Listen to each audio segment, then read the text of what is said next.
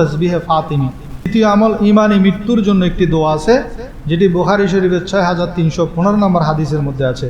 আল্লাহুম্মা আসলামতু নাফসি ইলাইক ওয়া ওয়াজ্জাহতু ওয়াজহি ইলাইক ওয়া ফাওয়াদতু আমরি ইলাইক ওয়ালজাতু যহরি ইলাইক রাগাবাতান রাহবাতান ইলাইক লা মালজা ওয়া লা মানজা মিনকা ইল্লা ইলাইক আমানতু বিকিতাবিকাল্লাযী আনজালতা ওয়া নাবিয়িকাল্লাযী আরসালতা। আমার নবী বলেন, কেউ রাতে ঘুমাতে গেলে এই দোয়াটি যদি সে ঘুমায়, এর রাতেই যদি তার মৃত্যু হয়, তাহলে তার মৃত্যুটা হবে ঈমানি মৃত্যু, ইসলামের উপর সে মৃত্যুবরণ করবে।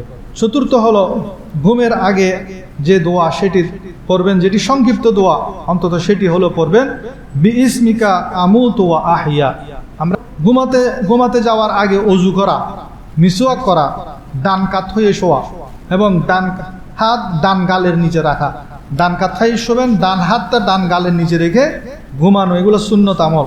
ঘুমের দোয়া সমূহ পড়া, আয়াতুল কুরসি পড়া একবার, সূরা ইখলাস, সূরা ফালাক, সূরা নাস 3 বার করে পড়া, সূরা বাকারার শেষ 2 আয়াত পড়া, তাসবিহে ফাতিমি পড়া, দোয়া ইস্তেগফার, তওবা ইস্তেগফার পড়া।